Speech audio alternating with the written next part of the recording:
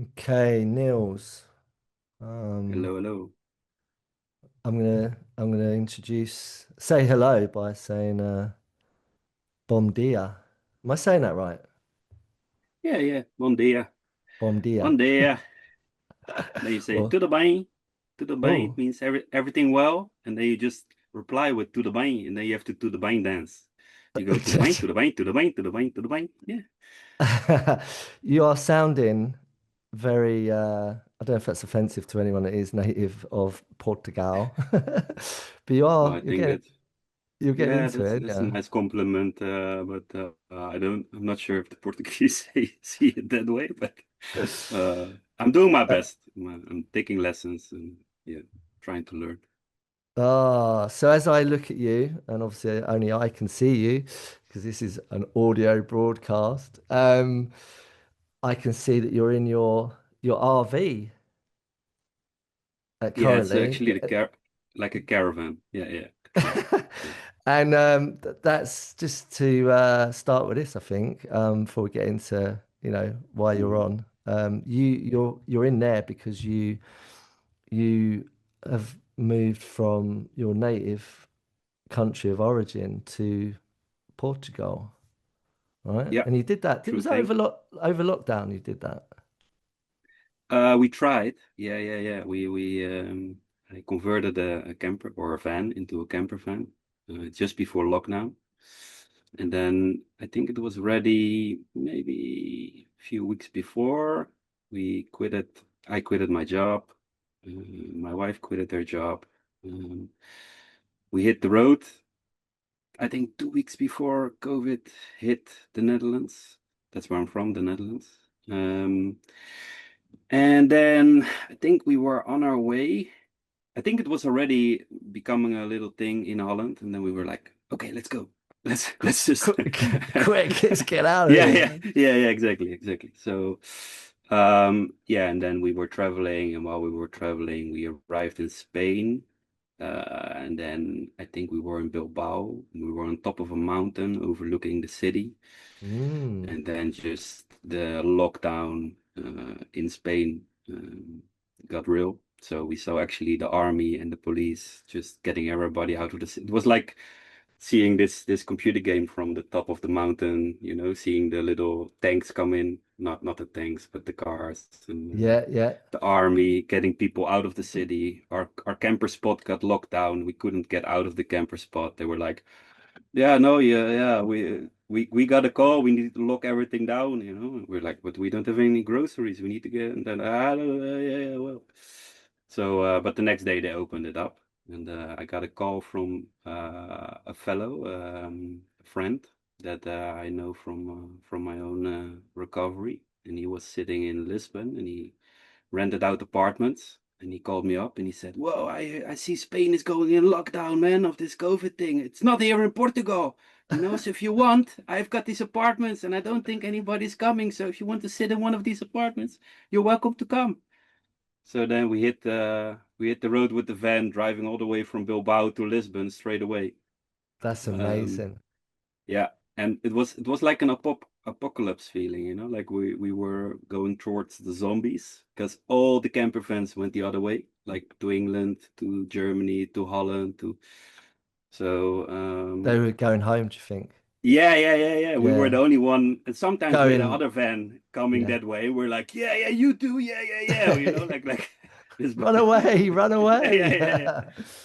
But then yeah, we ended up in that apartment for 2 weeks, just buying groceries every day, Mm. like prepping, and then it was Did like, the okay, uh did the toilet rolls, the loo rolls, was no, it it wasn't such sparse? a bit. It was in the Netherlands, but not in Portugal. It was a bit more. People were a bit more calmer.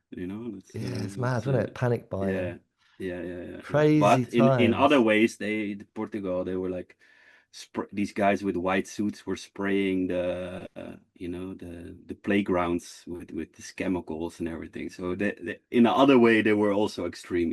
So It's it's kind of mad. interesting. Yeah, yeah, It's crazy. yeah. So But you then made after a two run weeks, for it. but then we run home after 2 weeks because the idea was to you know, investigate places where we might want to live, but with everything locked down, that's not possible. So then we went back home, went back to my job, my previous job. They opened me with open arms. They didn't got my spot.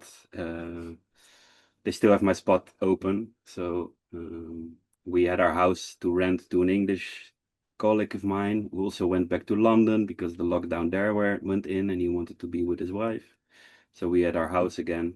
So we were just renting it out. Um, and then another 8 months back in the rat race of the northern countries. Yeah, yeah. Oh man, And then so we did far. again. We sold it all, Yeah, quit it yeah. all, sold the house. No way, no possibility of going back. And then we really went for it. And that's where the And journey started.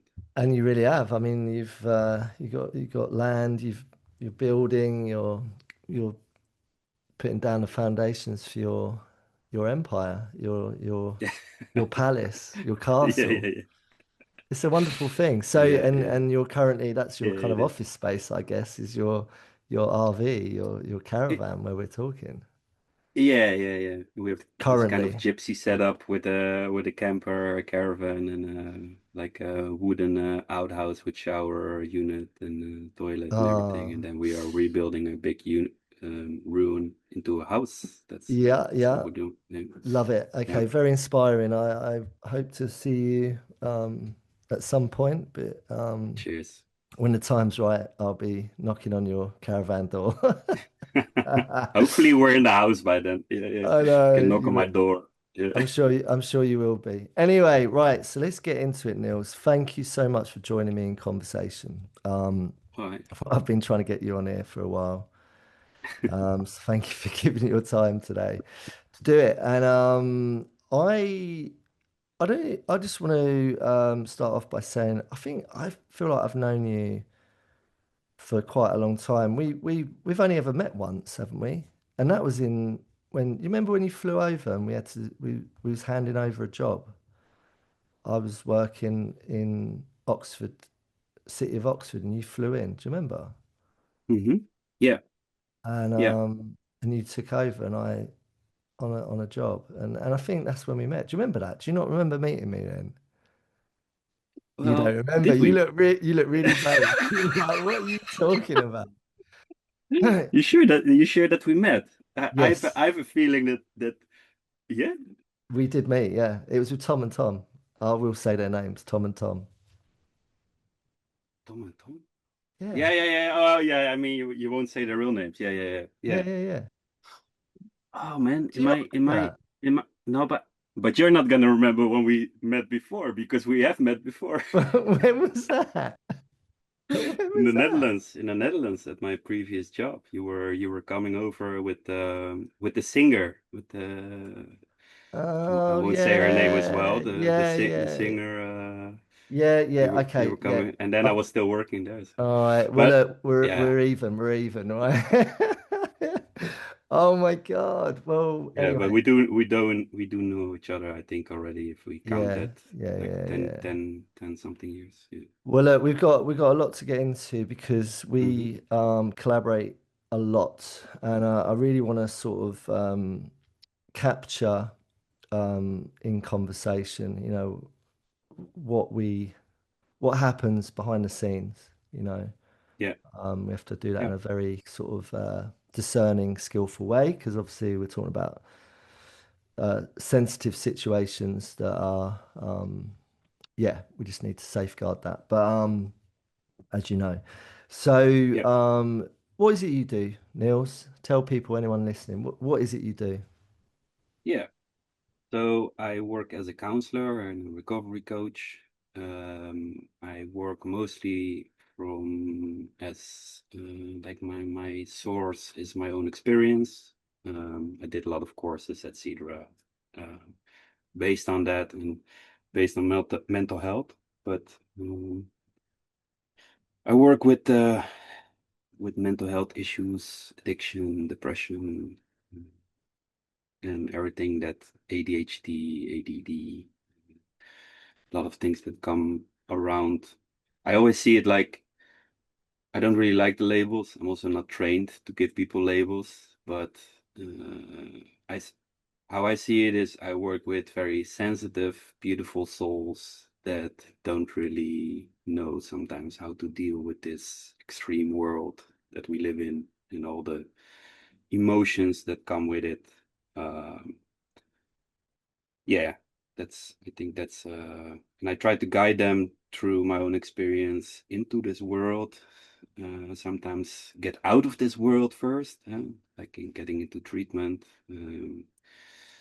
Help them by placing them in front of a mirror, kind of with love, but also with very direct confrontation. Uh, but I think the my biggest tool is love and humor. Mm. That combined, I think it's a very important one. Yeah, Yeah, I see that in you. That's what I get from you. You're, and that's what I like because I do the same thing, you know, and it's mhm. I know the power of it like you do Yeah, of yeah, yeah. I making think that's it. why we get along so good as well. Yeah. You got to make it attractive, man. You know, especially Yeah, when you're dealing with yeah, younger people that kind of don't really see that what we've yeah. got to offer is attractive. You've got to capture their imagination, otherwise it's just freaking boring. They're going to turn off from it. True. Yeah, yeah. Sorry, carry on, man. Go on. No, no, no. I Oh, agree, and that this was a nice adjustment to what I was just saying. And it's like I had no hope, at the end of my own addictive period and depressive state before I came into recovery. There was no hope or mm, understanding how I could live in a healthy and happy way. And now I can. Um, and I think, yeah, in a way, we have to sell that to them, to people. That sounds maybe very mm, unattractive, if I would say it like that. But yeah, in the end, it is what it is. And but we sell it from a pure place, from the heart, yeah, from the right intention. Yeah, that's yeah. Yeah, there's three things you saying what you're saying, what we're talking about. It's three words that always come up for me that I mhm. always have at the forefront of my mind when I'm engaging with what I do. And the first word is actually engage. You know, it's Yeah, like you got to engage someone's imagination. And then the second one is disrupt. You know, you got to fuck their shit up, man. yeah, You got to disrupt their narrative. yeah, yeah, And in the final element that I feel is required is you've got to flip the perspective, their perspective of how they yeah, view their reality, you know. yeah, And that's what I believe that you're native to the Netherlands. yeah. I've worked all over the world. I've worked like affiliated, collaborated with loads of different people from different cultures, Hmm. demographically, etc. But I've never come Yeah, across another uh, anyone that's better than the Dutch at being so freaking direct in their demeanor. I mean, really, truly, and the Dutch mm, really know how to disrupt people's fucking status yeah, quo, man. yeah. That I heard that more often. It's a skill and it's a pitfall, I think. But yeah, it is. I think in this kind of work, it is very important. I Mm, have to say though that we have to be very careful because we're balancing on a kind of an edge of yeah, if you are being too direct and too hard, and it can go from direct to hard, and this is not what these people need. They need loving and kindness. yeah, And I think that's why I'm saying it's also a pitfall, because yeah, if you cross that edge, you can actually traumatize or uh, I've seen it. damage Yeah, these also. Me too. Yeah, yeah, yeah, I've seen definitely. it, and you know, without you know, we've got to be very mindful of what we're talking about right here, right now. Yeah. But you're a fellow Dutchman, um, as I am from the UK, but I collaborate with you lot. Hmm. Um, you know, I've collaborate with Dutch a lot, and yeah, I see that it's really effective, but it can be. I've seen it backfire. Yeah, yeah. And I've I've also seen it like with other yeah, nationalities, like also in this kind of work, in the 12-step Minnesota model, it's also a part of the 12-step Minnesota model, confrontation. yeah, yeah, So far, I've also seen not Dutch natives yeah, step into that danger zone, so to say. yeah, yeah, But I think as we are like more direct, like you say, we have to be a bit extra careful yeah. for this to be, It's a skill. I think it's a way of doing it. It's, yeah, it's a way of being direct and, giving them yeah, the bitch slap, yeah, metaphorically yeah, speaking, without yeah, yeah, actually, yeah, yeah, yeah, yeah, causing them a lot of distress, yeah, yeah, yeah, it's an art form and I see you do it and I know how to do it. So, yeah, yeah, cool, man. So you now are flying solo. yeah, You work for yeah, yourself, right? yeah, yeah. I work for myself now from Portugal. Um, put my own practice here, especially mostly online, but I do some work for other clinics, for different clinics. Um, but yeah, I work as a freelancer now, with families, with the youth, with yeah people that need mental health support. Cool. Um, I want to get into so much more of what we was touching on with, mhm, the work we do, but I just want to, you said that you are led quite a lot by your experience, you've studied, you've got qualifications, etc. But yeah, you're led, and I know you are from coming from mhm, your own experience. Just want yeah. to, if you'd be so kind, um, I don't know too much about I've never really got into it with you. No, no, no. But I've, same we, for me with you. yeah, We we've didn't really never, share our life yeah. stories or something with each other. I Maybe for f- people that listening, they think, yeah, you don't share life stories with people. But yeah, we do. We do in this kind of work. Yeah, yeah, yeah. Amongst Yeah, I don't yeah, know, man. I've never really. I feel like I've just taken the time to get to know you for who yeah. you are now. I've never really felt Hmm. the need, never felt No, compelled to want to know too much. But since I've got you on here, I might as well sort of, for anyone listening, I guess.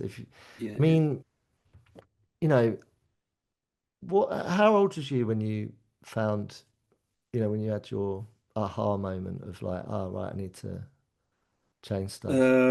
23. I was 23. And I think I had a few more before that, but like the real moment, okay, like I need to surrender. I need to surrender the addict in me, the disrupted kid, the rebel, the everything what's inside there. I need to surrender it in order to have a better life. I was 23, but I was 20 when I first got into contact with the 12-step program, the anonymous groups, Mm. through a friend. He brought me there. But yeah, it was 3 years of you guys are fucked, I'm not. And I can do this my own way. And I tried everything. I like the first step and 12 steps is like admitting you have a problem. And then the 12th step is to help other people. So I think in my last run for president, doing it myself, I set up a whole charity for Brazilian street children, getting ex-drugs Did soldados you? out of the Did you? favelas. Is that Uh, legit? yeah, yeah, this You, happened. Yeah, you yeah. really did that I set up a charity. to, Yeah, yeah. to avoid you actually doing the work yourself. Yeah, yeah, yeah. I thought like, yeah, look, guys, this is first step is this. Okay, yeah, I can admit I'm an addict. I don't want to use it anymore. And the 12 steps help other people. So I don't need this whole 12-step program. I just set up a charity. So yeah, this was my And how did that it work out? How did that work out for well, I you? stayed sober for about, I think, 6, 7 months or something, but I was working on this charity for at least 12. No, no, that's not true. I was working on this charity, I think, 8 hours a day, but I also had my full-time job. So I was working 16 hours a day, 17 hours a day, slept maybe 3, 4 hours a night, So for 6 months. I just want to land Yeah. on this because so you did the classic. Yeah. I'm not going to look at my own shit. I'm going to Yeah. distract and fulfill every waking Yeah. hour on trying to save Yeah. other people. And I'm Exactly. completely Yeah. fucking mental whilst I'm doing it. Yeah.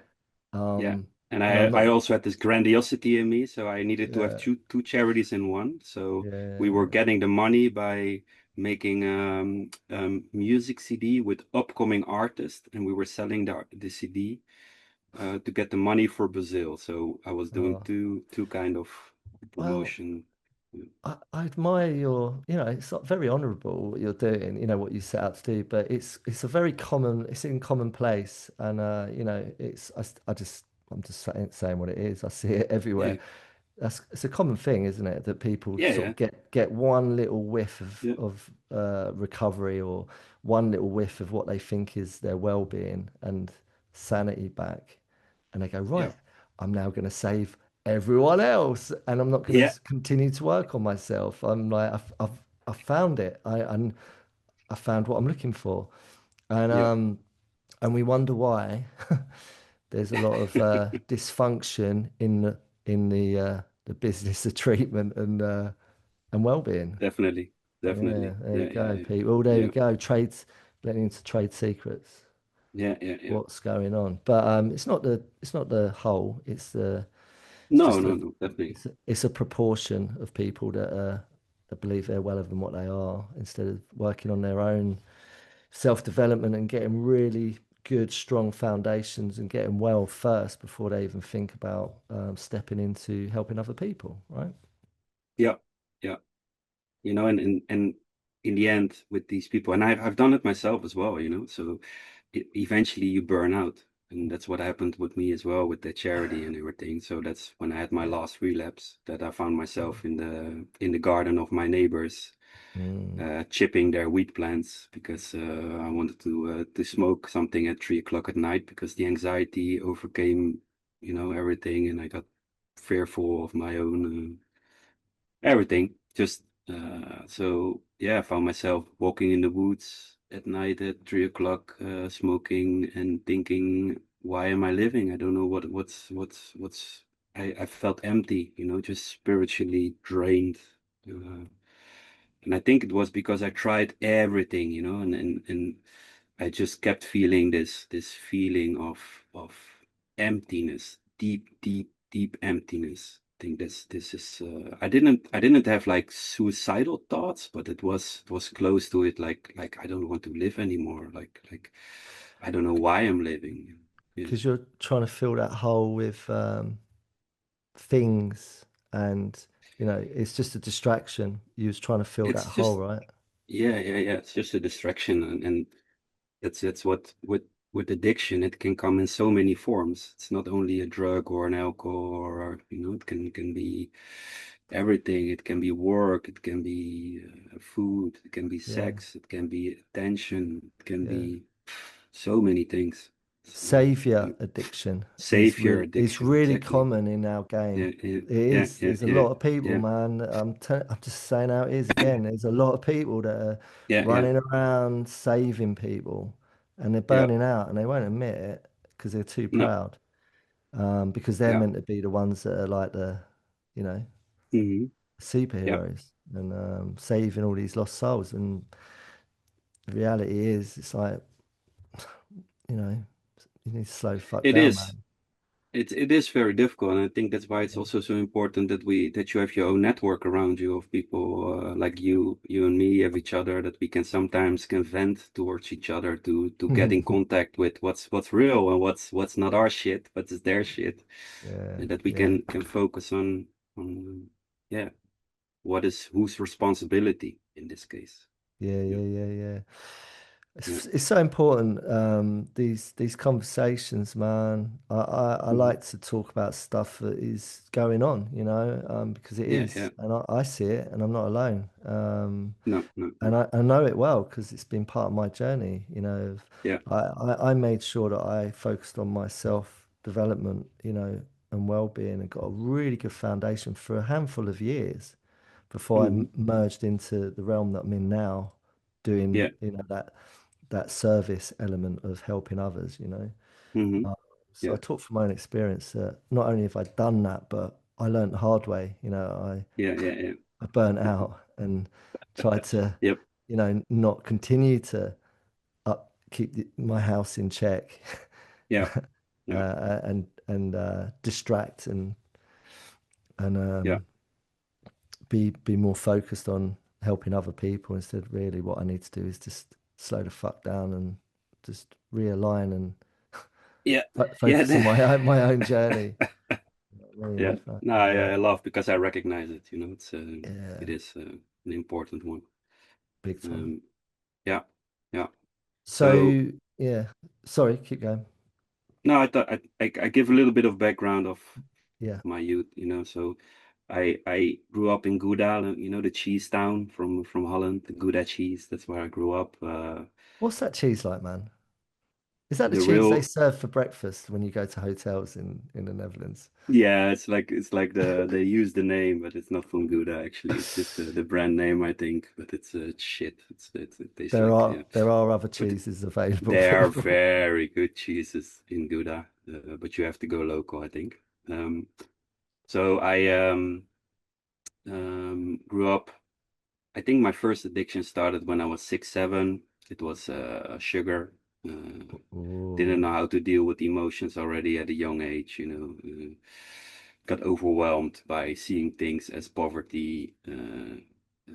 I remember, telling my dad that I was afraid that I was going to the camps when I was 3, 4 years old. If there was going to be a third world war, because Hitler needed took all the people with the brown hair and the lightly brown skin, and I have Indonesian background as well. So Do you I have the Indo? You're from Indonesia background. Your well, my ancestry. grandmother was mm, partly Indonesian, I think, and partly Italian, but she looked like a Indonesian, so the blood had strong DNA. I didn't know that. Yeah, You're full of surprises, Nils. yeah. Keep going. Sorry. Yeah, yeah, no worries, no worries. So, yeah, so I think, yeah, my parents saw that I was eating a lot of candy, so that got, put away. And then I found that secret hiding spot, and I took all the candy, and then the secret hiding spot was gone, just nothing in the house anymore. And then at a very young age, I already started stealing money from my parents to buy candy, with the feeling already of, okay, this is not good. I'm doing something bad. I was 6, 7 years old, but that's where I started self-manipulating myself, yeah, but I really need this and I'm gonna put it back when I get my allowance. But then my allowance wasn't the amount that I was stealing, so I needed to tell myself I wasn't stealing on Monday. Well, I did, so that self-manipulative voice already started at a very young age. Got bullied on primary school a lot because I was getting more chubbier. And me coming from this lovely little kid, that was always everybody walked away with me in a way of what a cute kid. Then becoming chubby, I wasn't the center of attention anymore, but more the center of attention for the bullies. So that was very, very hard. I couldn't deal with that at all. My parents also really didn't know how to deal with that. What I cannot blame them, they come from the best they can do and with a lot of love. But my mother was a warrior princess going to the school, fighting off the director and the bullies while I was sitting at home crying, and my father was working a lot. So that was I think the emptiness, the loneliness started there. High school, this kid come to me, he said, Niels, do you want to smoke weed? Got no idea what weed was, but I thought if you come to me, ask me. And he was like the toughest kid, and he was like he didn't make his first year, so he was there for the second time, and I thought that was kind of cool. So Every school has yeah, that guy. exactly, exactly. So I said yes, of Yeah. course I want to, How old was So you? How old was you? 12, 12. 12. Okay. So yeah, I remember that first joint with some, I don't know, buying some flat building with that guy and some older Moroccan, I think 20 years old. There were a lot of Moroccans in Gouda at that time. I have nothing against Moroccans. It was just the thing that there were a lot of Moroccans. Um, and yeah, I remember that first joint, and it was like all the tension, all the anxiety, everything just fell off my shoulders, and I had a feeling of coming home, of coming. So I made this mental contract with the devil. I'm gonna do this every day until I die. I'm Uh, not just going to do it often. I'm going to do it every day. every freaking moment of the day that I can do it, I will do it. Yeah, yeah. So this guy introduced me to this group on the streets of youngsters, all a little bit older than me. I was one of the youngest. And I just started smoking weed every day, rebelling against my parents, not telling what I was doing, not coming home at the times that I needed to be home, smoking weed the whole day, maybe be at school 1 hour a day, manipulating all the. I was still looking like a puppy, so I could manipulate everybody. And Mm, I also really remember feeling good about it, like ha ha ha ha, I got you guys, ha ha ha, fuckers, you got no idea. I think my parents even only found out after a year I was already smoking weed every day that I was smoking weed, so I yeah. was very good in hiding and masking and yeah, so in the weekends, First time my mum yeah. found out really that I was doing that was when the police came and went through my house to, you know. I think this is also when how like my parents got to know I was doing these kind of stuff, because I was getting Yeah. into prison as well because in the weekends we were drinking hard liquor, and we got into fights Mm, at clubs. Yeah, like I said, a lot of Moroccans were running the streets, so it was we had the weed police. There were like 5 guys or 20 guys of 18 years old that were just kicking the shit out of us, stealing our weed no way. every day. So there was a lot of aggression, a lot of violence. No girls. There were no girls on the streets, just guys. It was awful place, but I belonged, and I think that Yeah. was the most important one. I belonged Yeah. somewhere. Yeah, See, that's what I identify as being a problem right there is when there's too much toxic testosterone flying around, man, and we need the yin to the yang. yeah, We need that more feminine, definitely, softer energy. It's really important, isn't it? definitely. I went to an all boys school and it fucking sucked, man. It was It horseshit is. It because is. I needed, I was a very um, sensitive, child that needed Yeah, that yeah, yeah, soft energy, man. I was like yeah, you. yeah. I really relate to what you're saying.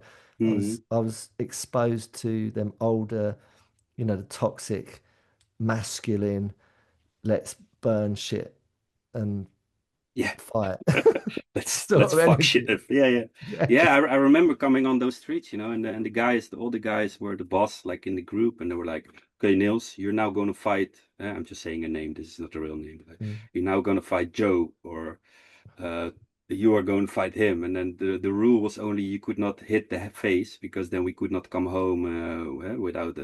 Bloody But for the hell. rest, everything was allowed, and I was scared shitless. I was 12 years old. But I God. wanted to belong so badly because yeah, these guys were tough, they were cool, and this was my ticket to not being bullied anymore and belong. So as a Um, 12-year-old, you was being put into fights with older guys. Were they yeah, older? but not yeah, but like 13, 14. But I think at that Okay. age that is a lot of difference It's already, still older, Yeah. yeah. I mean, when Yeah, you're yeah, yeah, 12, yeah, man, I mean, yeah, that's yeah, yeah. scary. Bloody hell. Okay. God. So you was learning how to sort of, I guess it's Well, yeah, I needed to smoke the weed to not be afraid, and not to feel when I was getting kicked the shit out of me. But eventually, I also became good at it. So it's so complicated. I also mm, even like after a year or maybe yeah, I started liking it sometimes because blimey it hell. gave me the sense of power when then I won, kind of very sick. Yeah. And then going to like clubs in the weekend, being drunk, and then yeah, getting into trouble with fights with other people. It's a young age, man. I mean, but then if you look at where we're at in today's society, it's nothing's changed. I mean, I think No, even looking back years, centuries ago, you would have had 12-year-olds on the streets of any city running around, definitely. Yeah, yeah, Oliver Twist kind of style, yeah, just yeah, yeah, all of yeah, that, it's yeah, yeah, just yeah, yeah, I don't think yeah, I just think it's the nature of society is if you've not got that framework the healthy framework of in your life for whatever Hmm. reason. It sounds like, your mum and dad, you've got no reason not to have that, but for Hmm. whatever reason, you sort of deviate away from it. Yeah, yeah. No, Um, I think definitely. you And get exposed to things that maybe you shouldn't get exposed to, and it's the same in current days. What happens? yeah, true, true. Yeah, And it's difficult also for parents because if I, yeah, I used to put a lot of different blames on my parents as well. Like before started working on myself, now I can see that where they're coming from, they did the best they could, yeah. and they also gave me a lot of love and feeling of safety. So I'm not saying it's because of that, but it's because of all the things combined. Can I ask you? Um, Can I yeah, ask of you? course. Um, what do you feel for you? Um, was one of the reasons that you did sort of walk your own path at that age? Why did you feel the need to? I think because uh yeah, like I said, my parents really tried to save me or to help me with that bullying part, but it didn't help. So my trust in grown-ups, I think, Mm. was not really there. I remember dreaming when I was 8, 9 years old about, I don't know, do you say skelter as well? Like the guy you can like these uh, kids play toys, like a ride that you have to. It's like with a bicycle, but then with four wheels.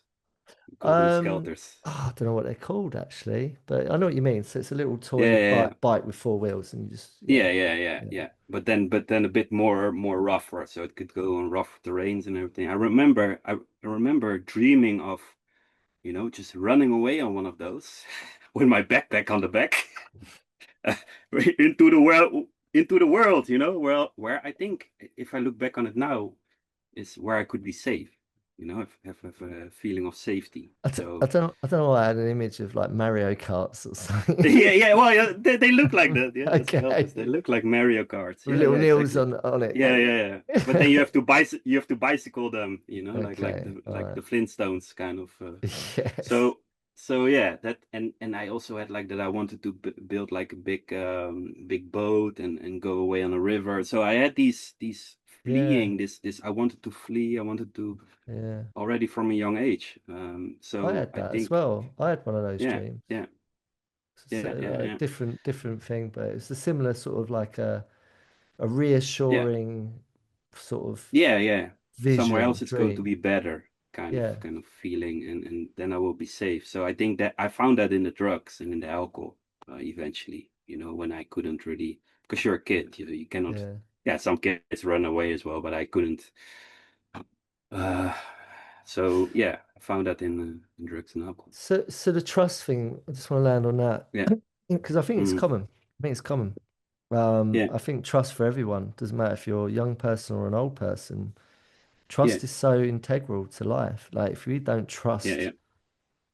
our experience, if we can't trust ourselves within it, and we don't trust the people that are supporting us with our life, Yeah. you're in trouble, and you're gonna have to just figure Definitely. it out. And that's what I feel I did. Yeah. Our stories are different, a lot of similarities. From a Mm-hmm. very young age, I felt there wasn't a high level of trust in my life. Mm-hmm. Yeah. Circumstance granted that, and I had a reaction to a lack of trust in the people that I should trust. Yeah. I'm not talking about the sort of them sort of guys that are on the street. Mm-hmm. You know, we've got no reason to trust those people. No, Um, no, no. but your caregivers, the people that the elders that are in our lives, for whatever reason we might not trust these people. We're gonna have to figure shit out. And that's Yeah. what we do, and then that's why we lean into certain things to deal with the way we feel Mm-hmm. within that. Yeah. Yeah. Um, so I think that's really, really common in a lot of the Yeah. work that we do. For whatever reason, there's not Yeah. a high level of trust. So Hmm. our job, what we have to do is gain the trust of someone that doesn't really feel they they have trust. Yeah, yeah, yeah, yeah, Um, yeah, you know what I mean? So, yeah. um, True. anyway, that just came up for me. I just wanted to land on that. Yeah, So, yeah, yeah. No, that's okay. That's okay. Yeah, so, I can really relate to that. Yeah, mm, making that connection, how important that is. Yeah. yeah, yeah. So, where do you go from where where you're currently at in your life? Um, how did you get from that point to finding a way out, a sense of it? Because you said you was 20, but you didn't really take it seriously. But there's a lot between being 12 and 20. Yeah. Well, if you want to hear that all, we need to have a few another podcasts. But I'll try to summarize the important events, I think. Yeah. So I think that from the age of 12 to 15, 16, when my high school, I finished my high school with like the minimum, like we have a bit of a different grade system than the UK, but we do it from 1 to 10, and a Mm, 5.5 is like the you have to have a 5.5. That's like the yeah. minimum. I had a 5.6. So I made my school like with the minimum, being on school like 1 or 2 hours a day, sometimes not, um, manipulation, etc. Got into a lot of trouble, into jail at a young age already, a few times. Not like for serious offense, but just for fights, for things with a knife, or got put a knife on my throat many times as well by yeah, mostly Moroccan guys on the streets that wanted my weed or wanted my phone. Got in very traumatic experiences with that. Even got a gun on my head. Uh, at the age of 15, 16, I wanted to flee already. So I already had this feeling of I need to go away, need to get away from this scene. So I went to Den Haag, a different city, started studying. Did you go on your Mario Kart? Yeah, I went on my Mario Kart, all the way to Den Haag.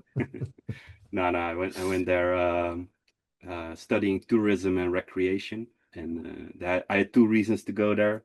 One was then I could have holidays and work all day, and there were a lot of girls. I only had no idea how to talk to girls, man. So within 2, 3 months, I remember going to that school, thinking, okay, I'm gonna stop smoking weed. I'm gonna, because I was already seeing by the 15, 16 that my life was gonna be shit if I was gonna proceed doing what I was doing.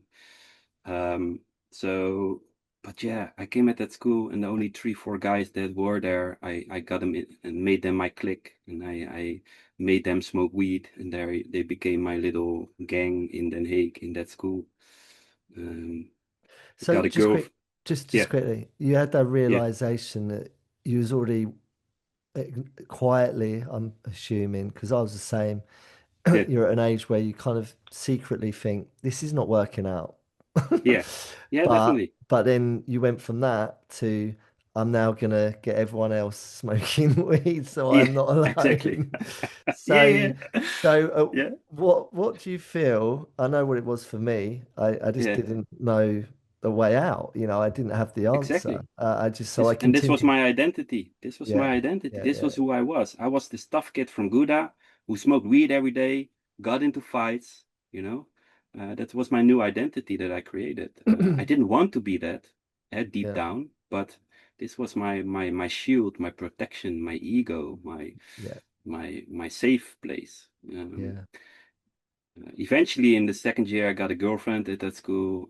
She broke my heart after 5 months because I stopped again smoking weed, and I had no idea who I was. And I think she also had no idea who I was. So she thought, like, Oh who the my fuck is this God. guy? Let's dump him. But I was heartbroken, and my solution for it was to smoke a lot of weed and drink. It's tough having them emotions at that age, man. Yeah, definitely. It's really hard, man. It's To like that yeah, it feels like the world just explodes, yeah, it's like the intense, and nothing's gonna be well ever again, that yeah. kind of feeling. So yeah, the in the third year of also that school, I was doing it with 2 fingers in my nose, and not being there a lot. And then my English teacher walked into the class, and he said, I have a work experience in London. Who wants to go for 7 months? And everybody already got everything settled, everything got prepared. I didn't. I was high, and I was like, "Yeah, send me away." So they sent me to London. I remember sitting on that boat with my dramatic hip hop music and my joint, seeing the sunset going down, thinking, now everything is going to be different. I'm gonna stop. I'm gonna, make something of my life. Forgetting that I was gonna work in the biggest youth hostel of London with 800 beds, a club inside, um, and all youngsters. So yeah, it even became worse. I became the fucking Dutchie there who was dealing weed. People And came to me for the weed. because of the association, there's something there is just it's just the way it is, man. There's an Yeah, association with the Dutch, the Dam, yeah, and the coffee shops. Yeah, the ganja, man. You know what I mean? So yeah, it's if you're a Dutchie coming to like somewhere like London, man, you're the OG, man. yeah, yeah. That it already came. Yeah, I remember walking into the staff room. I was sleeping with five other guys in one room in that youth hostel, and there was this Manchester United hooligan sitting on his bed, and he was the chef. And he was rolling a joint, and I walked up to him and I said, "Hey man, I'm from Amsterdam. I smoke weed every day. Can I have some?" And I'm actually from Gouda, but I'm born in Amsterdam. I lived there 1 year, so I didn't lie, in my opinion. I am from Amsterdam. It's on my passport.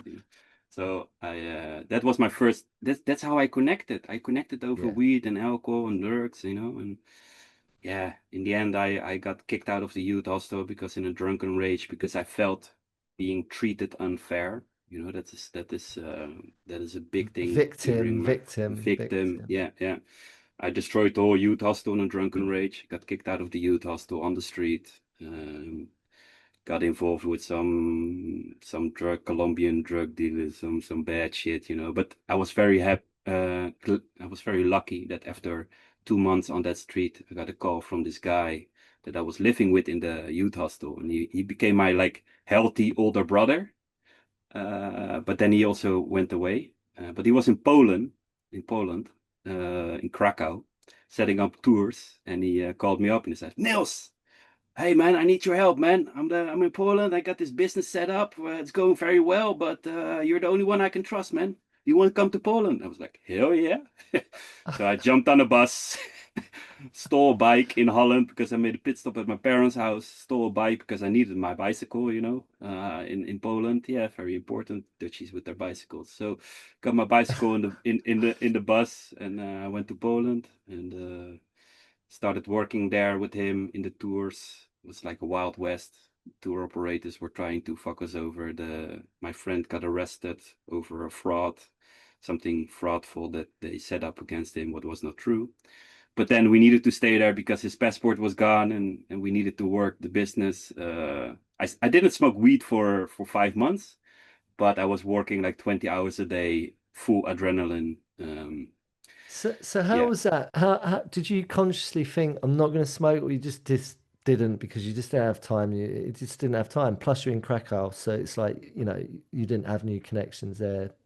I don't know. Uh, Why did you not? I How did you? yeah, because I was already aware of that substances are not good for me, like when I destroyed that youth hostel in that drunken rage. I think that I was 18. That was the first time that I went to the director of that youth hostel and I said, I felt the next day, I woke up with that feeling in my stomach, oh fuck, I fucked up.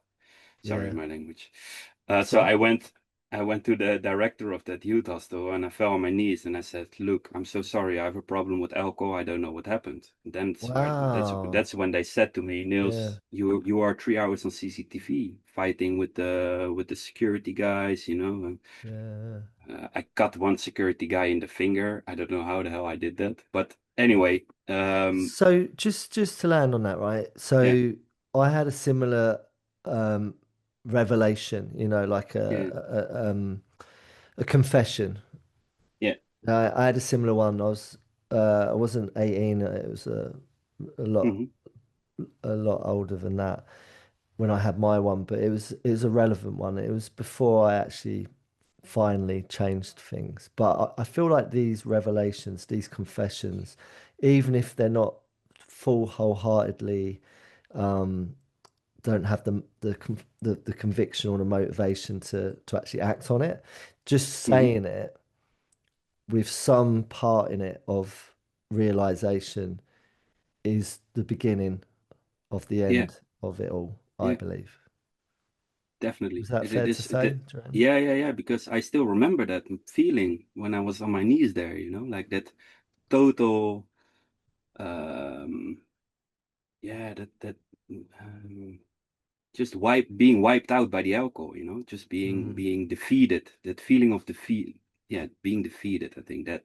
mm. But then also very quickly my ego took over and my safeguarding, and was like, okay, well, we're we're not allowed back into this youth hostel anymore. Let's figure it out, And then being back on the street, got the guys, got the Yeah, chicken spot, sit in front of the youth hostel and sell weed from there, So it's such a cunning disease, because I see it as a well, yeah. Sometimes there's difficulty still with saying that, but I see it as it is something in me, It is something that takes over in certain when certain fears come too high, or certain yeah. worries, or certain So, anxiety. certain wire, maybe it's like the wiring, it's the way we're wired. I don't Yeah, know. yeah, yeah, Whatever, yeah, yeah. however you want to put it, there's a certain, Obsessive nature of yeah, yeah, fixing things, that yeah. So a certain response to certain situations, basically. exactly, exactly. To keep myself safe again. I think that we can refer back to that young age. Like keeping Yeah, yourself safe. Okay, if we need to fix stuff, we need to yeah, deal with it. Deal with yeah. it. And then I dealt with it.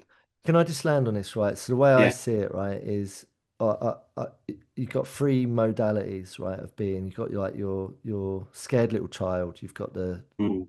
the teenager, which I think you're describing at the moment. The teenager Yeah, that's just, yeah, and then you've got this elder, wise, sort of like guru, Jedi, whatever you want to call it, parent yeah, self, yeah, which yeah, yeah, I was yet to develop and step into. And I was acting out of the scared little child, and yeah, the person that was controlling everything and running the show was the angry little teenager, the rebel, exactly. Yeah, yeah, right? yeah, yeah, And yeah. that I feel No, like that's definitely. what you're describing, right? Yeah, yeah, yeah, yeah. It's That's always going to that's that's react. It's always going to react to life yeah, from yeah, those places until you step into the parent, yeah. which I believe is what you get when you step into the recovery part. Yeah, beautiful set. Yeah, no, I think I agree a lot with that. And, I didn't have that parent yet, so these were my reactions. Once I came when once it became too dangerous in Poland because of all these yeah, these other tour operators that we were stepping on their toes. They became very hostile. I needed to come back to Holland because we didn't earn enough money as well at the end. I needed to help my friend cover his legal case and his lawyer. So I got two jobs here in Holland, in Rotterdam. I was living in this anti-squat house, that you only have to pay 150 euros a month for, because it will be demolished. And yeah, this is, I think, where my first realization of, okay, I have a problem, because I had two jobs. I worked in the daytime in a call center. In the evening, I worked in a restaurant. So I had this work ethic in me, that this I can just move mountains if I want, because I had two full time. I was working till from 8 till 5, and then from 6 till 11, 12 in the evening, doing waitering a restaurant of 20, 30 tables on my own. But then in the evening, when it was just before 12 and the coffee shops closed at 12, I just found myself at the end of the day in the coffee shop, because I needed to take the edge off. And that's when I slowly started relapsing again, at this apartment, that anti-squat house in Rotterdam, and the curtains closed, and I just started using there, and constantly, getting paranoid, only coming outside when I needed my stuff. And that's where my friend, um, from back in the days, yeah, still one of my best friends, he came at my door knocking. First, he was out of, he got escaped out of a clinic. So he was completely off his head. Saying, "Oh, got through the window out of this clinic, man, and I need a place to stay. I got nowhere to stay. I cannot go." And I was like, "Yeah, come on, stay in my house, so I could look down on him again, like, oh, he's fucked. I'm not. Yeah, you're such a mess, mate. So that, yeah, Let me talk you through yeah, how yeah. to get you out of Let this me one. let me help you out there. Yeah. So he was using during the night, and I was by then I was still only smoking, and then I used a lot of other drugs, but that was when I was younger, and we already decided at the age of 14, 15 that we're not going to do that anymore. We're not going to be junkies. We're just going to smoke weed and drink alcohol, because those are not junkies. That was a little bit of our. But he was like, taking speed, coke, I don't know, whatever. And then the next day he was gone out of my house. And a few months later, he was again at my door, and he was sober, and I have invited him in, and I tried to make him use weed, let him drink alcohol, but he didn't want to, and he just sat there listening to my self-pity stories. And then he did that a few times. I have a vague memory of this, but eventually he said to me, Maybe Niels, you want to come with me to one of these meetings I'm going." That was one of the 12-step groups. And yeah, I was very curious, and but I was too proud to ask him, So when he asked me, I almost jumped on his shoulders. Wow, yeah, Yeah, let's go. And that's my first introduction to the 12-step meetings. And that's where the big seed was planted, I think, on top of the smaller seed what was already planted. But yeah, that was when I was 20. And that's when I thought, okay, there's a lot of more fuckers like me, but I'm better than this. They're all 40. By that time, there was not a lot of youngsters into recovery. I think that's nowadays it's a lot more. yeah, But yeah, I yeah, think the youngest one were 40 up to 60. So I thought, okay, I could identify with everything they were saying, what was underneath the drug using and the alcohol, but I couldn't really relate to the stories they were telling, because they were telling stories about using for, I don't know, 20 plus years. And I was only yeah, using 10 or 8 years. yeah, So I was quickly looking to the differences than the similarities. And that's yeah. where my lonely, yeah. So you did well to stick around, although, albeit you went and got a little bit sidetracked and went and saved half of Brazil. Yeah. Um, but you came full circle, and you Yeah, what was definitely. what was the point where you realized actually I need to, instead of saving everyone else, um, I need to actually just focus on me and finish me first. Yeah, that was that point where this charity just became it worked. It worked, but it became too big, and I got too scared that everything was gonna flop and people were gonna see that I was always I always felt the imposter. Yeah, I don't know, the Hmm. imposter syndrome. I even Yeah, had it in the work I'm doing right now, and sometimes still have it if I'm not in the right mind. yeah, yeah. Um, but yeah, so the anxiety became too big, and then I relapsed. Can I And just say you definitely qualify, Niels, to be in this space. thank you. Appreciate Okay. that. Take it from me, mate. Yeah, You yeah, do. yeah. Cheers. Um, Yeah. oh So man, that was that moment where I was, cutting the wheat plants of my neighbors at 3 o'clock in the night, yeah. not giving it space to dry and just smoke it straight away, and then got into a real bad space in my mind. And I just thought of something, right? I haven't thought of this for a long time, and that's just mm, reminded me. I used to live with a guy called Rob. I'm so yeah. sorry, Rob. Not in a million years is Rob listening to this, or maybe he is. Hello, Rob. But I used to live with a guy called Rob, and he had like this long, wild sort of hair, right? Yeah. And he used to work the night shift at a local supermarket. And I used to rent, this is when I was like, yeah, like early 20s. I used to rent from him from his attic room, right? And I know that he used to grow plants in his bedroom, but he always locked the door. And I remember one time I was so like in need of a smoke and I couldn't get any. That I climbed out of the kitchen window and edged along the edge of the building to his window, and I fucking it was like one of those windows you have to slide up, and I did a sort of reach in and started grabbing part of the plant and pulling parts of the plant. Uh, I nearly burnt that place down, man, when I was yeah, asleep. yeah. Anyway, Yeah. yeah, just remembered that. That's how creative we are, when we become in that mind Uh, space of we need something. it We was obsessively need something. Rob, your weed was shit. I wish I'd never Yeah. bothered. It was Yeah. rubbish. Yeah. Okay, man. So you're you're now on the path. You're on your way. You're Yeah. Yeah. Yeah. doing meetings, Yeah. right? Yeah. How was you like a duck to water, or was it was you did you maintain some resistance or Well, for those 3 years I did, but my friend keep coming back, inviting me, get me out of my self-pity yeah. shit. And that was my saving as well. And as well, the sponsor, the sponsor is like someone who did their 12 step and helps you with your own 12 steps. I always That's call them what they say. sober senseis.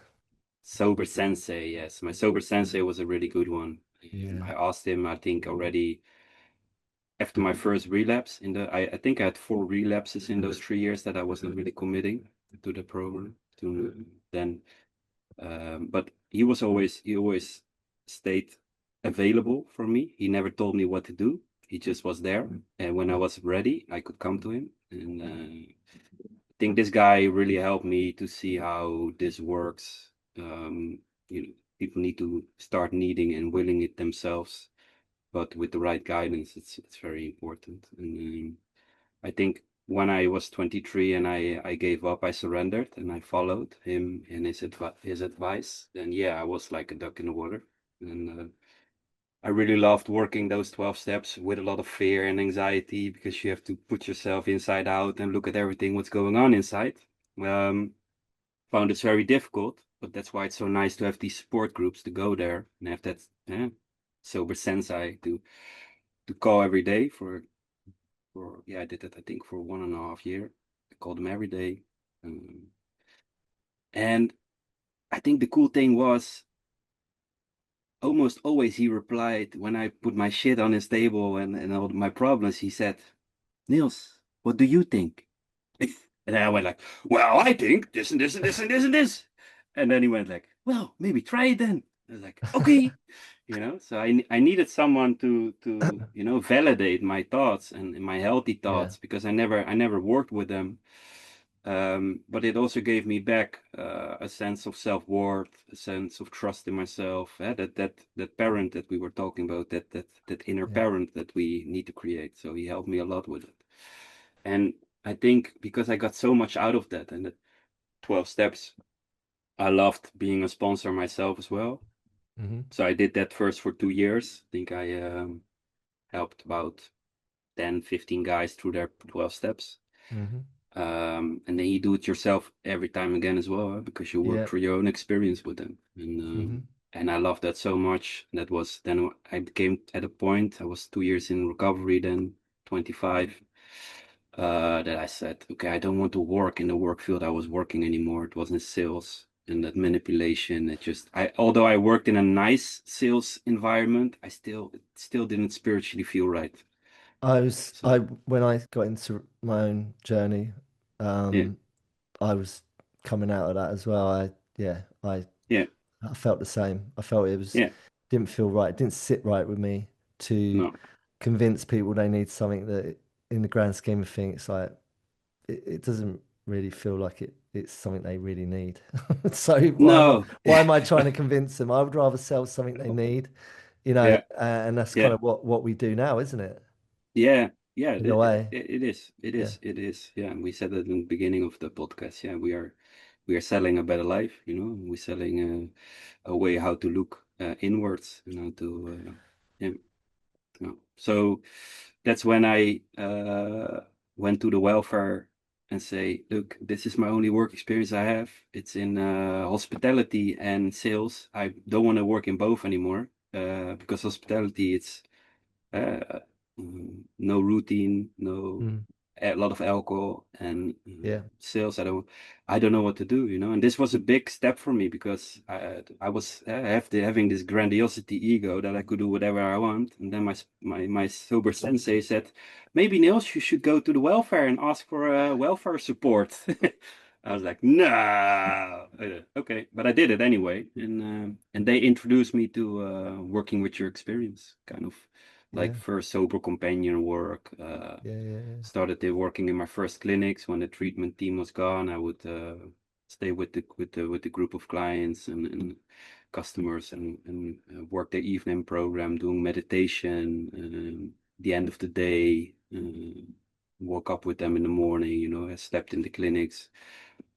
Um, yeah, these kind of works, and then got my own house, bought my own house, something I could never realize that I could do that, but because I had a full-time job and a contract, I could do it, renovated my house. My father helped me with that. I never knew how to renovate stuff, but we could nicely bond over that as well. So that was a beautiful experience as well. Uh, they must have don't, been so proud of you as well. They at this point they yeah, must have yeah, been really they proud are. of you. They are. Yeah, yeah. Yeah.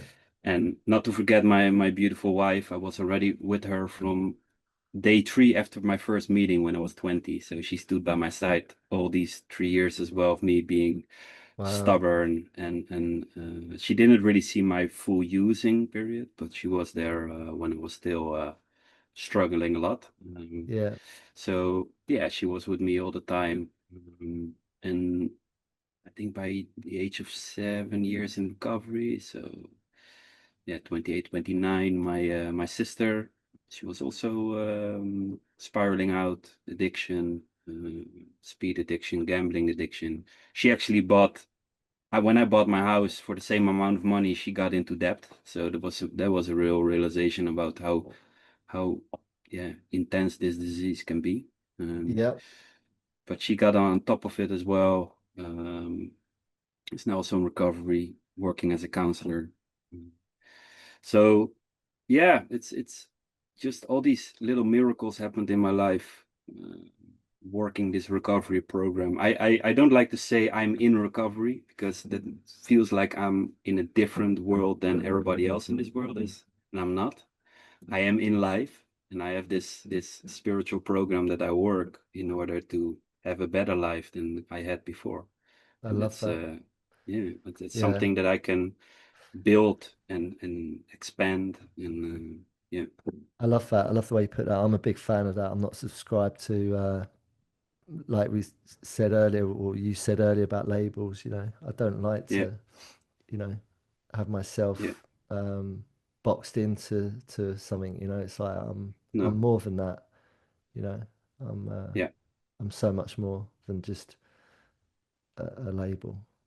yeah, yeah, yeah, no, So I think recovery, using the term recovery, it granted me an opportunity to land, hmm, to find my feet on the ground for the first yeah, time, to feel like I could breathe for the first time, to drop my yeah, shoulders and feel some safety and learn how to understand what trust is, yeah, like you, with someone like a sober sensei yeah, who's walked the path ahead of me. And I yeah, can trust that because, you know, I don't necessarily understand it yet, but they're teaching me hmm, through their own experience. And that's so vital and needed for me to do that journey and to be led by someone like that. yeah, You start to build trust. And with that comes um, um, heightened awareness because you start to open up. You can open up. That's what trust is. You start to open yourself up to the world yeah, and other opportunities and a better yeah, path. So it's within that space that I could really step into the proper journey of getting to know who I am, self-discovery, yeah, self-examination. yeah, And on it goes. And here we are talking about it. And it's just wow, from where you've come from. I know where I've come from. It's fucking great, man. And it really is yeah. such a blessing. Thank you, man. Thank So you. well Yeah. done. You got there. You really did. And it's such a great honor to work with you. Well, Um, that's likewise, man. Mm, yeah, definitely. cool. Oh, yeah. Yeah, no, it's good. It's like I feel really proud that um, we we we input into a lot of situations that play out in the background when no one's looking. You know, it's a very Hmm. private, covert, discreet, sensitive thing that we do. Hmm. To Definitely. have to Yeah. have to Yeah. work in on the front line, working with some, Hmm. really, um, some can be quite critical situations, And I Yeah. think from what you described in your, well, I know from what you described in your experience, I knew you was qualified, man. I had no doubt because it's evident you emulate the ability to be able to help people. But knowing more about your backstory, I'm like, oh, okay, yeah, this is what he's drawing. This is the experience he's drawing from. And I've got Yeah. my own fair share of that same Yeah. Yeah. experience, to be able to do what we do, man. Yeah. You got to have I that. think You got to have I that.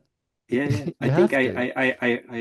I heard your life story as well when once you were at one of the jobs that I was working. I think it was the same with the when the singer came to sing. You also went to the clinic to do your life story. I was sitting there as well. So Oh, was you?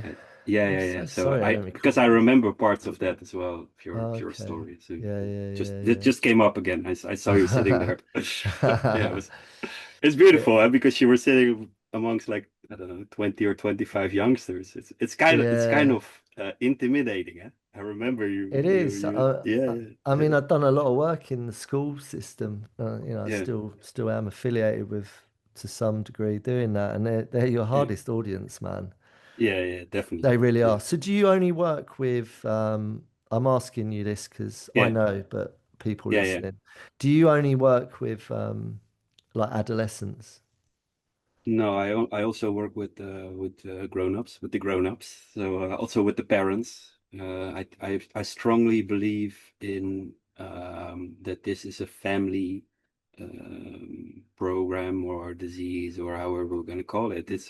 It has so much to do with the dynamics, Mm-hmm. like I expressed in my own story as well, the feeling of safety, um, the unknown. The parents that are not aware of certain things. They doing everything from the right motive, from the loving intention, but Mm-hmm. having a blind spot. And all these factors combined are so important. So, Mm-hmm. especially when they go into treatment, a lot of the parents are like, yeah, man, and I understand that, because they have been in hell for many years. Yeah. So I also can really understand, and I also think it's good for them. But I think I really emphasize to the places I work that they need to take the parents back into the program with their kids and start working Yeah. with them already when they are in treatment. Yeah. The parents need to have a family program, Yeah. and then once they get out, they need guidance in building that new relationship with each other Yeah. because it's not the Yeah. same as the old. Yeah. And I think this is something that we in our world that we both work in, that we can build so much that we need to improve this so much as a whole as a yeah. I'm a And massive advocate for it. yeah, me too. Huge. And we talk Mm, a lot about it, don't we? So we do. Yeah, it's so evident, got so much data.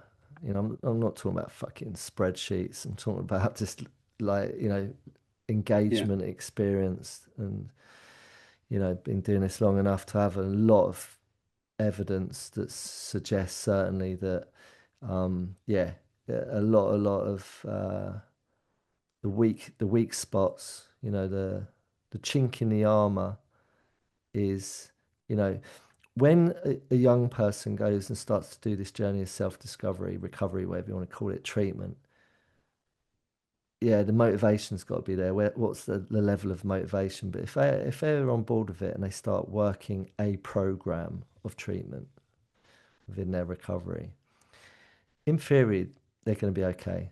As long as they've got yeah, the right guidance and support, people like yourself or people like me, whoever, or a sober sensei, whatever. The more the merrier. They need to have a network of people around them to catch them. The journey isn't just 10 or 12 or 16 or 8 weeks or 4 weeks, of treatment. It's not just that. And maybe we're No. not even talking about treatment. Maybe it's actually they don't have any. They haven't got that luxury of being able to afford that. Um, Yeah. it's not a quick fix. It's not. It's not like you just sling someone in the microwave, press 5 minutes and then they're done. Yeah. Yeah. It Yeah. doesn't Yeah. work Yeah. like that. No. It No. is a slow, slow, slow process of cooking. Yeah. Slow. Very Very, slow. very slow. And Yeah. and it requires a lot of patience, a lot of It is. It acceptance, does. And and yeah, addicts want sorry, I'm saying that wrong. People with addiction, they are want it yesterday rather than today. And the kids that we work with a lot, the young adolescents, they have parents. So this is also a nature of the parents a lot yeah. of the times, you know? I know, yeah, yeah. Yeah, So yeah. any So parents listening, right? yeah. Any parents listening, what's your part in all of this? Yeah, yeah, yeah, It's all yeah, about yeah, accountability because look, yeah, as you know, as we know it, when everyone steps up, it's not just about, oh, I'm going to pull a name out of the hat, Johnny. When Johnny goes to sort himself out, that's not job done. no, Like everyone has a place and a role to play in why Johnny's going somewhere. yeah, yeah, And usually, mostly. yeah, yeah, yeah, yeah, So we need to work with that. And that's kind yeah, of what we support. yeah, It's all about guidance. It's about awareness. It's about yeah, education. It's about yeah, support. true. Because if that's not going on and it's just like, oh, let's just, send Johnny off somewhere and we're good. And we'll just kick back and smoke a cigar and wait for him to come back and everything's going to be groovy. There's a level of delusion with that Hmm. that Yeah, needs to be supported. Um, yeah, and, and, and how is that taking place, that support? And I'm a massive advocate. I feel like there's not enough that's done currently. I feel like we need hmm. more. I feel like that families need to enter recovery in its totality. Yeah, I feel like everyone needs to find their own path of what recovery is to them because they've all been hmm. affected by it, like you said. Yeah, yeah, Um, so that's where I feel like a good um, support counselor, coach, whatever you want to call it, or system. It's not about one individual, it's about having a system in place yeah, which can wrap around and support a system. It's a bit like a football team. It's not yeah, just led by a coach. It's got like, yeah, you've got many elements to make a successful squad. yeah. No, definitely, definitely. And I think what is also a very important one is the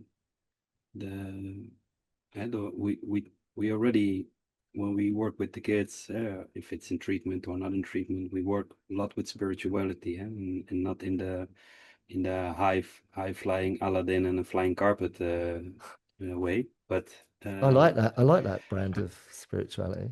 yeah, me too. But for a lot of people, that's too much, and I understand that. But spirituality is, I think, it's one of our core needs, and people don't see that a lot of the times. And I think one of my favorite mentors, like gurus that I listen to, is Dr. Wayne Dyer. He said it very nicely. He said, "Spirituality simply means being inspired by your own spirit."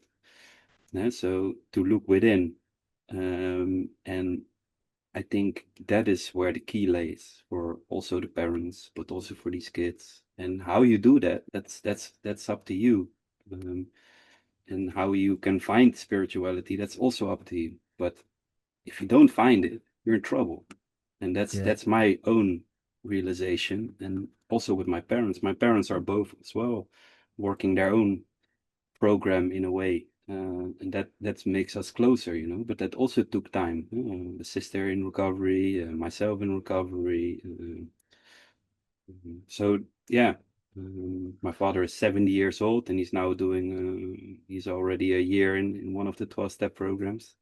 Seven by seven. Your So it's father? yes, yeah, yeah. No So way. it's yeah, Has yeah, he been yeah. inspired by By you, us, yeah, by by you his and his his? son and daughter. Yeah, yeah. Wow, Yeah, a younger that's sister. amazing. My youngest sister, she also had issues with other mental health problems, and she's also working on herself like constantly in a healthy way. Yeah, My mother is mm. working on herself, and so I love this, it's man. Yeah, it is. I love it too, and I'm very proud of my whole yeah, family and my parents, and very mm, grateful for them. But it takes time, like you said before. It's a slow process, and it mm, takes certain falls and standing up mm. again, and you know, Bottom line for me is, as we know, like it's just focusing on me being the best version of myself. You know, today I just want to be the best version of myself. That's all I need to focus on, and everything else yeah, takes care of itself. You know, everything outside of that's going to be okay if I'm in that truth. yeah, yeah, yeah. And I've Well, been that's doing that for nice. many years, and Yeah, you yeah, know, it takes a yeah, lot of practice. It yeah, is a lifestyle commitment, which your father and your whole family seems to have dedicated their lives to. No doubt yeah, they've been inspired by, you know, and it's a beautiful thing, and it's a family condition. Um, you know, a family dysfunction can turn into a family healing process, yeah, definitely. one member at a time. And Yeah, yeah, maybe it is the son or the daughter that has to do it first before everyone else realizes that they've got, like I said, everyone, I said this earlier, you know, yeah, yeah, what's our part? Am yeah, I being the best version of myself? Do I work yeah, too yeah, much? Am I too yeah, yeah, focused on, you know, yeah, having the houses and the holidays and etc. etc. Or do I need yeah, to actually sort of go inward and look at yeah, what's there? Oh, fuck. yeah, I haven't done that all my yeah, life. Oh, yeah, God.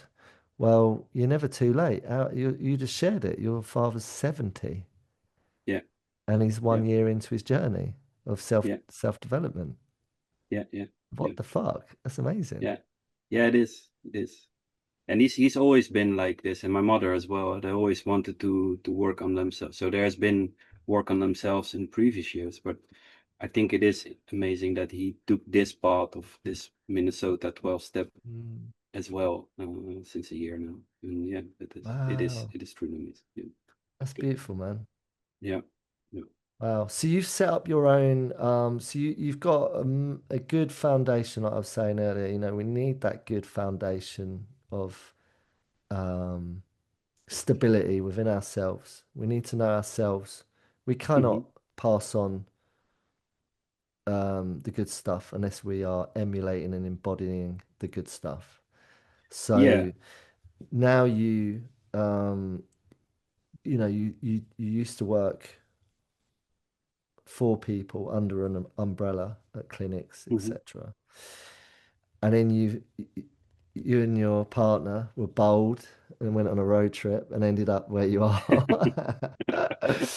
And In the farmland of Portugal. Yes. yeah, I was the same. Like, you know, when I came here, I was a huge step of courage because I was stepping into the unknown of not knowing whether I could still operate and do what I do from where I am, Hmm. hundreds of miles away from where it's all at, which is the city. Yeah, yeah, yeah. Uh, and that sort of disconnectivity, being a sort of like I guess it's a digital nomad of sorts. We live in a Hmm. world now. I'm not the biggest fan of tech, but I have to give it some praise. You know, I'm able to I record. see your uncomfortability. You guys Uh, cannot see it, but I see you being uh, very uncomfortable giving this credits to the tech. Yeah. for gritted teeth. But I am able to speak to people like yourself on a regular Yeah. basis when I want. I True. can record Yeah. this Yeah. to broadcast to the world, Yeah. which is Yeah. a good thing, spreading a message. Um, I have to say, and I was a bit skeptical when I started this as well, if I needed to do all my work that I normally did face to face online, but Exactly. it is actually very doable uh, online, with the screen like you're sitting now in front of me. It's like we have this conversation. It goes very easily, very deep, very pieces of vulnerability. And I also find that when working with my clients, it's it's just a lot easier. It makes things easier. It makes things quick to connect. It doesn't take. It's not exactly the same as face to face. I have to say that, but the Well, you can't. skeptical I Yeah. was, it Yeah. was, Yeah. yeah. I was the same. You know, look, you can't smell their coffee breath, right? No, You can't smell whether they're a smoker or not. You know, it's yeah, like, but I've sat face to face. I've done face to face therapy and different sort of modalities of healing, and yeah, of course, you know, it's unparalleled being in that human connection. But I've also seen the magic happen yeah, via a screen. I've yeah, also heard the magic happen just yeah, through my ears because I've engaged with people I've never even seen. yeah, I've yeah, just it's a voice on the end of a phone, you know. yeah, yeah, I've lost count of how many yeah, people I've had to talk to um, within um, a mental health institution who's, you know, currently yeah, serving time in a mental institute for psychosis or something. And it's just a yeah, voice yeah, at the end of the phone. And it's like yeah, over yeah, a series of phone calls, they yeah, suddenly start to come out of the shell. their Yeah, shell. And it's a beautiful thing. And then I continue to talk to them out on the outside world and then into their yeah, yeah, recovery part. And it's possible. It really is. yeah. So you that's what you do, right? Predominantly, you're what are you doing, Niels? What are you doing? I know what you're I'm just sitting here on my land, watching tree grows and no. doing. Um, yeah, I work online with families, with the youngsters. I prefer and I really advocate it as well, like when they come out of the clinic that I work with the whole system instead of only with the Yeah. adolescent that comes out of the clinic because it needs A- more than that. And can I Um, just jump in real quick yeah. because I'm really feel very passionate about this because we're in this phenomenon at the moment. It's this current trend. It's like an infestation. I'm going Hmm. to call it that because that's quite a strong word. Hmm. There's an infestation at the moment of things popping up all over the place, like where there's a lot. It's almost like it's saturated with all these. There's a lot out there that people can. There's a lot of resources. Now, on one hand, that's great, right? Yeah. Yeah, we Yeah. need lots because we are Hmm. kind of outsourced at the moment. So a lot of people in need. But I'm truist and I'm biased because the way I work. You Hmm. cannot beat dealing with someone who's small, independent, isn't affiliated with an agency or a bigger corporation where you've got so many freaking moving parts and you have to talk to, like Hmm. there's one person has to deal with this part of a case and then there's another person. There's all these chains of command and there's bureaucracy and there's politics and there's business Hmm. and it all gets in the Yeah. way of a very simple method Yeah. which is dealing face to face, one to one with a family in crisis. Yeah. And you Yeah. and you being Yeah. like the buffer. I always say that. Yeah. It's like you being like the buffer. You sit in the middle Hmm. and you orchestrate and guide and Yeah. support and Yeah. and lead, for Yeah. example, of how to do it. Hmm. When you've got too many people talking, Hmm. so you've got one person talk to the parent, one person talk to the young person, and it's all this. It's so many different communication channels where things Yeah. get lost, delayed, missed. Not everyone's working on the ground on the case, and it just, in my opinion, it's not effective as No. effective as working Yeah. Yeah. as a small indie little maverick Yeah. working on the Yeah. ground. Yeah. Yeah. I'm Yeah. Definitely. biased. I'm biased because it's Yeah. how I do it. But I see Yeah. these other ways of doing it, and I'm like, I'm glad I don't work like that because No, me neither. I want Yeah, to yeah, work directly with all the different elements because that's how I believe you need to work. It's just the way yeah, I see it. yeah, yeah. No, I agree. I agree. There's more, yeah, more people on the line that need to speak in one ear and then say to the next one and to the next one. You get a whole different outcome at the end of the line. And I think when things become bigger and more massive, and yeah, the intimacy also is gone, and the individualistic approach is gone. Mm, So yeah, it is a difficult field, and I think also that we are in a time that in America this Minnesota model it's already pretty big, and I think there may be more than we are in Europe and the UK. I think we are in a phase where we are, um, yeah, looking at what is working and what is not working, especially also with aftercare stuff and getting back into society mm, after treatment. Um, like myself, I haven't been in treatment at all. No, that's not true. When I was 6, 7 years in recovery, I took uh, I went to a therapist for half a year, but I didn't go into a treatment center like mm. sleep there, stay there. But I didn't stay. It's also possible to pick up this recovery without going. And that said, I also need to rephrase that. Sometimes it's also possible to go into recovery without a treatment center, yeah? Because Yeah, definitely. I It did it. is. Well, it is. No, it is. It is Yeah, it possible. is. I'm It one of them is. as well. So there's Yeah, two yeah, of us. So exactly. there you go. Yeah. And So, there's so more. some drugs require, like a full Mm, how do you say it again?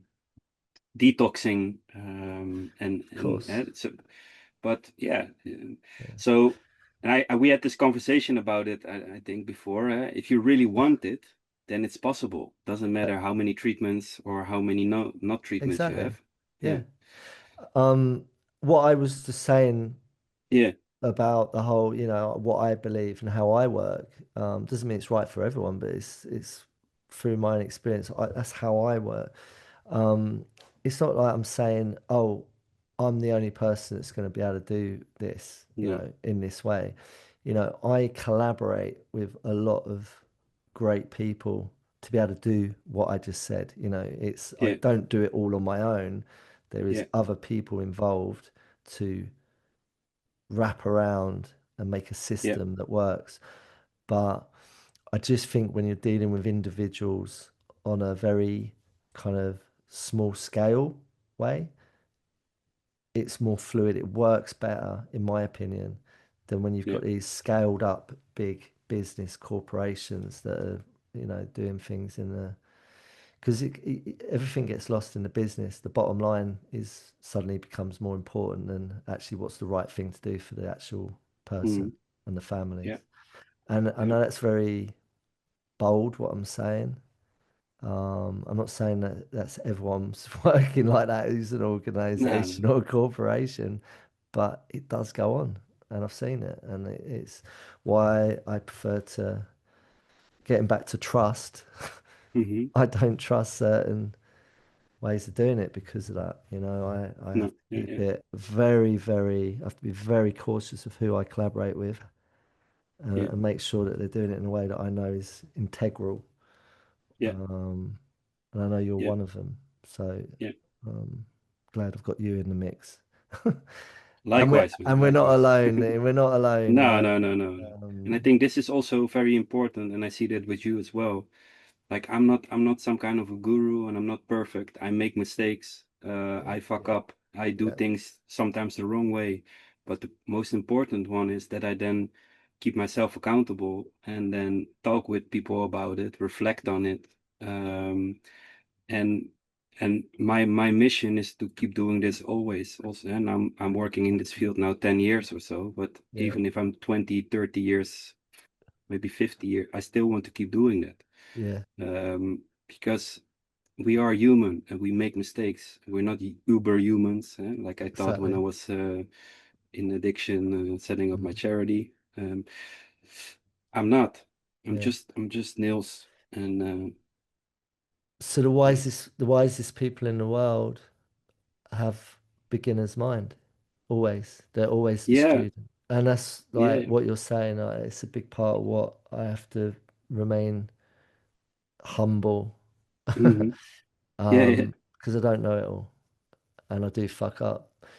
Yeah. Um, I think the best way to capture, if anyone's listening, and you'll think, God, and you're in crisis, and you're listening to this, and your family, and you've got a loved one that is in crisis, and you're trying to figure out a way of placing them in some sort of journey of recovery, or it's a lottery. I feel It like that, is. it is a lottery. There's no guarantees. Um, but the one thing that I've realized, and I think you said it yourself, is that, you know, um, I have to want it. And once I make that Yeah. realization that I want it, then there Yeah. is there is no sort of magic formula No. of getting there. Just hard work. But Yeah. it is a lifestyle change and it requires discipline. It Yeah. requires motivation Yeah. and heart. You really got to have your heart in it. Yeah. Otherwise it's Yeah. just Definitely. not gonna last, Yeah. you know. Yeah.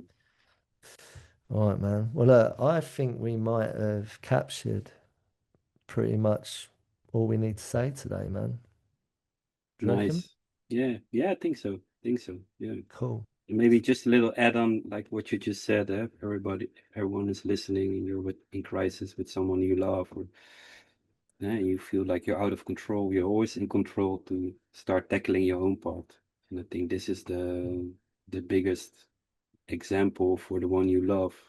That if, like, for example, for my sister, in order to come into recovery, she took my example of me working on myself. Um, and that motivated her to do that as well. So even if you are not the person with addiction in the family, like your son or your daughter is, and you're the father or the mother, if you choose to start working on yourselves, how to deal with that, that's the example what these kids need. They need the example of a parent that dares to look inward and not only outward, because that's what I'm seeing a lot these days. The parents are just focusing on the outer world. But I'm also seeing, and that's what makes me so grateful doing this work, parents that then choose to look inward and being that Yeah, example for their kids. And that makes my yeah, heart just jump, yeah. full of love. And what you just shared there is the difference between healthy Yeah, and recovery and definitely. future and Yeah, healing and yeah, growth. yeah, Um, that's what makes the difference when that happens. yeah. Yeah, And that's where you have control, parents, your own part. yeah, Yeah, absolutely. Couldn't say it better myself, man. Well done, Niels. There you go. That's the thanks. takeaway. So there's work to be done for all of us, right? Definitely. Even me, even you. Exactly. As much Yeah. as I sometimes enjoy it, and sometimes I'm like, fuck's sake. Bye. But Give me a break. Yeah.